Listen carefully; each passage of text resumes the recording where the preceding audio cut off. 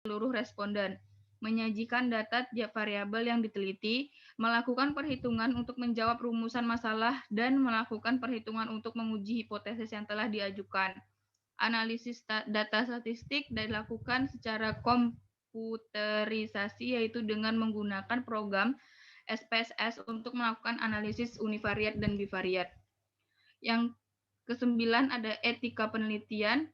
Etika penelitian adalah suatu pedoman etika yang berlaku untuk setiap kegiatan penelitian yang melibatkan antara pihak peneliti.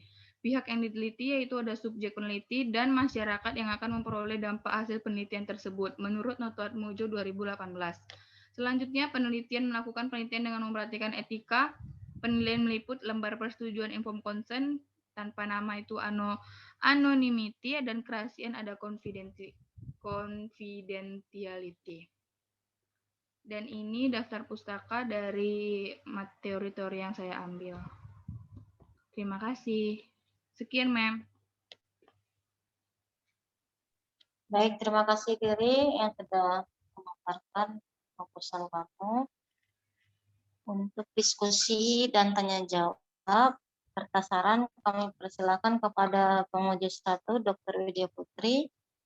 Pak Dokter, kami persilakan. Oke, terima kasih Bu Mas. Selamat ya, dari Riri sudah sampai ke tahap ini tinjauan ini ya Bu, apa namanya? Bukan skripsi, bukan apa namanya?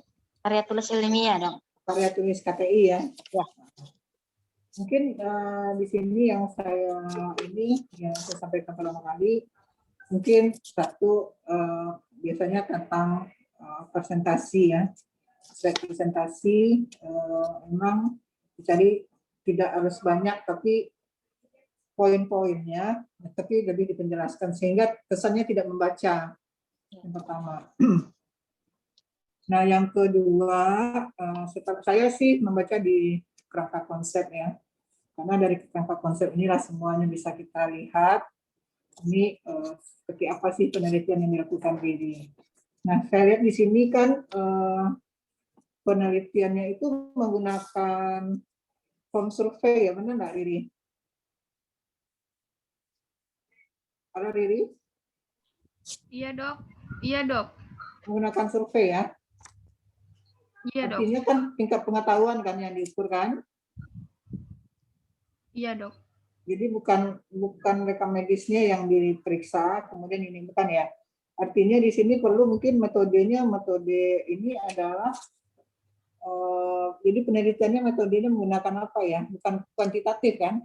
Kuantitatif karena ada perhitungan, nanti ada penelitian dari berkasnya itu, Dok, yang ketidak lengkap informasinya sama kode diagnosanya yang akurat dan tidak akurat. Oh gitu. Iya, Dok.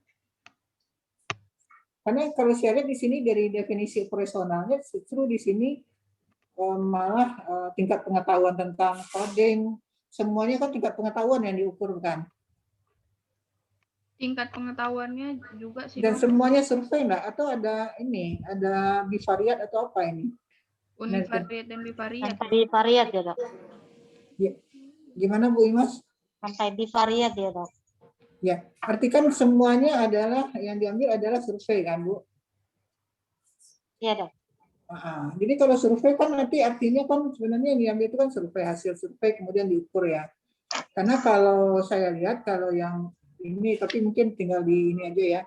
Kalau yang kuantitatif itu kan sebenarnya lebih ke penghitungan hasil-hasil penelitian kita dari jumlah sampel sekian didapatkan misalnya kekurangan, misalnya yang lengkap berapa, ini berapa.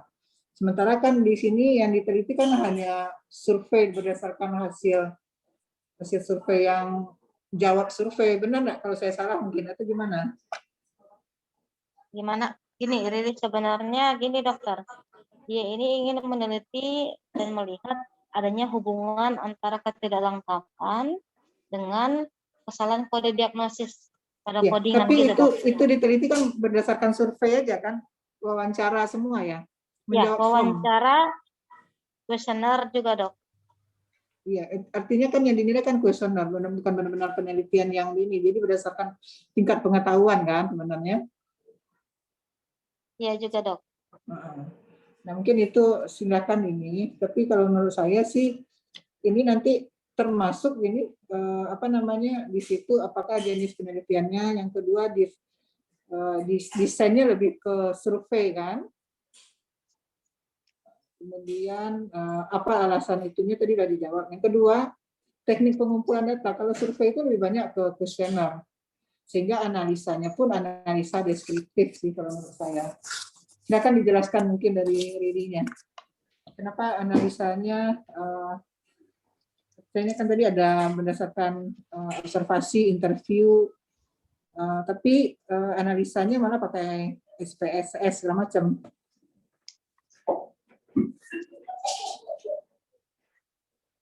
Silakan Dr. dijawab. Gini dok, kan di puskesmas itu petugas rekam medisnya masih minim. Makanya Riri ngelakuin pengetahuan juga untuk memberikan soal-soal atau nanya seputar rekam medis sama petugas yang ada di situ juga. Dan kuesioner yang Riri buat, kenapa dokter tadi dokter nanya kenapa pakai SPSS gitu, karena kuesioner itu dari Riri sendiri dok, jadi akurat dan nggak akuratnya itu Riri yang hitung. Terus kenapa Riri pakai kuantitatif? Karena nanti perhitungannya itu ada di berapa file yang kode diagnosanya itu yang akurat dok atau nggak akurat. Dan informasi medis di dalam rekam medisnya itu ada yang nggak lengkap atau yang lengkap itu nanti dihitung dok. Ya tapi kan sebenarnya Riri sudah punya jawabannya kan. Ya, artinya kalau akurat misalnya ini, kalau tidak akurat ini kan. Sehingga dari jawaban-jawaban itu kan sudah bisa dapat dideskripsikan atau digambarkan. Bahwa dari kalau dia akurat nilainya misalnya 10, kalau hanya separuh 50, kalau tidak 0. Kan sebenarnya sudah ada itu. Jadi kalau menurut saya sih itu lebih sudah dibuat di sendiri. Tapi kalau yang kuantitatif itu memang hitung-hitungan banget kalau saya lihat ya, kalau saya waktu ini hitung-hitungan dan memang perlu karena misalnya hitung sentimeternya, hitung ini semuanya. Jadi kalau kita mengukur misalnya contoh gizi, kita mengukur misalnya lingkar kepala, kemudian lingkar lengan. Nah itu tuh memang kuantitatif karena memang diukurnya sentimeter. Karena nanti nilai ininya. Sementara ini kan penelitiannya melalui interview, melalui kuesioner, melalui observasi. Itu sih. Tapi kalau memang Riri ngitungnya nanti dalam bentuk misalnya diberikan dikonversi ke angka-angka ya silakan di ini ya dimasukkan. Dan pengolahan datanya pun sebenarnya kalau menurut saya analisanya ini karena memang ini cukup analisa deskriptif saja karena dari 10 orang yang dilakukan ini tingkat pengetahuan tentang ketidaklengkapan informasi medis misalnya 90%. Kemudian ketika pengetahuan keakuratan kode diagnosa misalnya 80%. Kan tinggal cuma itu aja, tidak perlu ini variat lagi. Baik dokter. Dari sesi itu, Bu Ima silakan. Baik, terima kasih dokter. Mungkin masih terkait ini ya dok, analisa data. Barangkali Riri juga bisa menjelaskan ke dokternya tadi pada saat ditanya, kenapa kamu membutuhkan bivariat dan univariat. Nah, kalau tadi memang kalau melihat dari rangka konsep kamu yang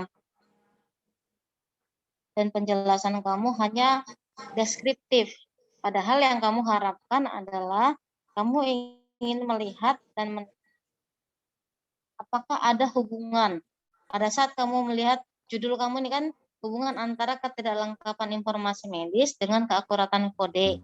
Nah, pada saat kamu sudah membandingkan dua variabel, tentunya di situ kamu membutuhkan adanya analisa univariat dan bivariat. Barangkali juga kamu menjelaskan ke dokternya. Makanya tadi dokter kan bolak-balik nanya, kamu ini mau menilai tingkat pengetahuan aja ya, Ri? Kamu jawabnya iya, iya. Pada saat kamu bilang iya, makanya dokter Widya beranggapan, kenapa harus pakai bivariat dan univariat? Begitu ya dok? Iya benar. Jadi Riri memang perlu argumennya yang perlu kamu keluarkan. Karena kan waktu kamu konsul, saya ingin mengetahui map hubungan antara, berarti kamu sampai bivariat Riri? kalau mau mengetahui sampai ke hubungan. Iya, Mem. Nah, di sini kamu kurang menjelaskan ke dokter gitu. Ya, Riri. Jadi konsisten nanti pada saat di hasil. Kalau kamu memang mau sampai ke bivariat, artinya kamu harus paham jalan cerita proposal kamu ini. Dia harus inline ya, mulai dari kerangka konsep, mulai dari desainnya, teknik mengumpul, semuanya harus sama. Ya, benar, dokter. Ya, Riri. Ya, ya, Mem. Jadi dipahami dulu desainnya, gimana sampelnya. Dan kemudian yang mau saya tanyakan, ini sampel kamu kan 30 orang ya, kamu bilang ya? Ya, Mem. Berarti jumlah petugas di situ semuanya 30 orang? Enggak, Mem. Petugasnya di situ kan lumayan lebih dari 30. Cuman mereka itu kayak petugas yang sering stay di puskesmasnya itu sedikit, Mem. Enggak, maksud saya, ini yang 30 orang ini yang masuk kriteria kamu kan untuk penelitian? Iya, Mem. 30 orang. Iya. Nah, berarti selain 30 orang ini masih ada orang petugas yang sama? Ada, Mem. Yang sebagai rekam medis juga, perawat juga gitu? Iya, Mem. Oke. Berarti kamu nggak boleh langsung mematok 30 orang populasi, Riri. Mengukur. Kamu harus, Gitu. sampel itu kan bagian dari populasi. Berarti populasi adalah jumlah dari keseluruhan orang yang masuk kriteria. Kalau misalnya petugasnya ada 50 orang, berarti 50 masuk orang populasi. Nah, kalau kamu mau mengurangi, itu di sampel. Dan pakai rumus. Kamu pakai rumus siapa? Pakai Slovinka, Jacobka. Ketika Platon itu, beberapa sampling. Paham, Riri? Paham, Mem. Ya, nggak bisa ujuk-ujuk kamu langsung nentuin 30. Sementara katanya petugasnya ada berapa, Riri? Lebih dari 30, Mem. Berarti kan kamu itu namanya memotong sendiri. Nggak boleh dalam penelitian seperti itu, Riri. Ya kalau dia 30 orang semua petugasnya, 30 semuanya, ya nggak apa-apa kan, Bu? Ya, betul, Dok. Jadi jangan lebih dari 30. Ya. Jadi artinya nanti sampai semua petugas puskesmas Laloy. Mungkin itu lebih di definisinya lebih di ini ya. Ya, betul. Ya, Riri? Ya, Mem. Jangan asumsi, Riri. Ya udah, aku pengennya 30, berarti aku cantumin deh populasinya 30. Padahal di puskesmas itu lebih dari 30 petugas yang masuk kriteria kamu. Ya. Oh, kalau misal ini, Mem, tapi kan itu dimasukin ada bidan, perawat, sama dokter. Cuman memang kalau yang bertugas di situ memang 30, Mem. Yang lainnya yang maksud dari itu kayak bukan dari bagian yang dari disebutin kayak administrasi kayak gitu, Mem. Terus yang cuman iya, Mem. Berarti kayak petugas lain ya? Iya. Bukan tenaga perawat, bidan atau rekam medis atau dokter? Iya, bukan, Dok. Oh, berarti jumlah keseluruhannya memang 30. Iya, petugas kesehatan Mem. ini.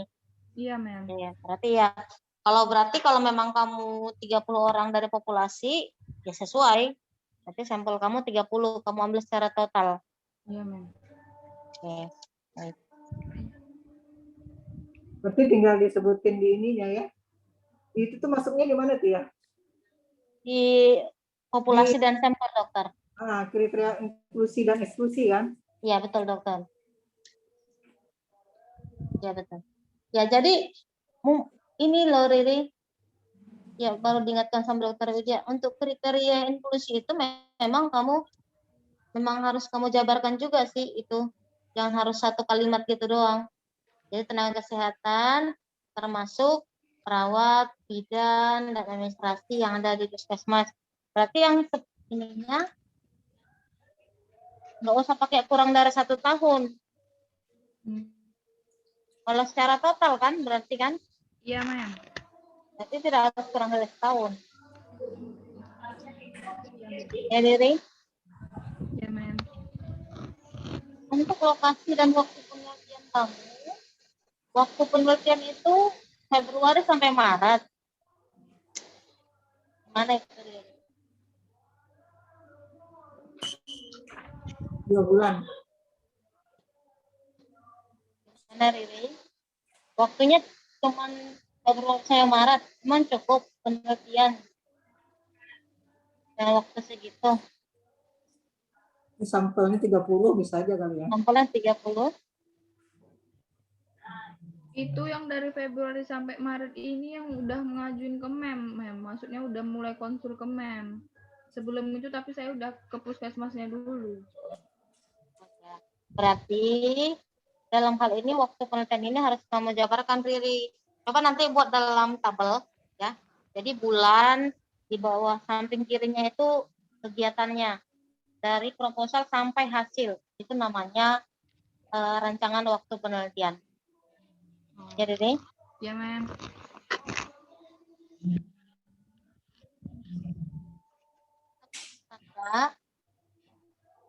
Ya. Ini masih sangat sedikit ya, Riri, yang topiknya ya, referensinya barangkali nanti bisa ditambahkan, terutama buku ya. Ya, mem. Yang saya lihat buku itu cuma ada untuk yang di bab metodologi penelitian. Untuk buku terkait judul kamu sendiri belum ada, saya lihat. Rata-rata dari jurnal. Ya, mem, nanti ditambah. Barangkali dari saya saja. Dokter Widya ada tambahan lain, Dok? Ya mungkin ada perlu perbaikan yang tadi ya, memastikan ini penelitiannya metode apa, kemudian desainnya. Mungkin itu yang poin-poin penting aja sih biasanya yang ini. Kemudian Riri apa namanya, untuk sampel tadi kalau memang lebih dari 30 ya harus menggunakan ada rumus hitungan sampel ya Bu ya. Betul, betul. Nah, jadi disebutin di situ di profil ininya, profil Puskesmas Baroinya, memang petugasnya jumlahnya sekian. Jadi kamu jelasin juga di latar belakang itu, Dok, apa, Riri, berapa jumlah petugasnya. Jadi orang tidak bertanya di sampelnya itu loh, di rancu. Ya, mem. Ada lagi, Dokter? Dari saya itu. Baik, terima kasih, Dokter. Sebelum kita akhiri, barangkali kita bisa foto bersama ya, Dok. Oke. Boleh dekatkan videonya, Dok. Ya. Riri, tolong kembali ke judul ya, ininya ya. Slide-nya. Ya, mem. Kita foto dokumentasi.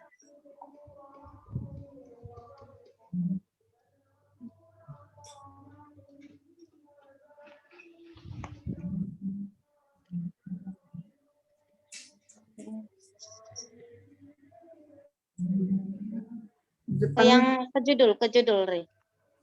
Bentar, mem, ini lambat kali nge-lag.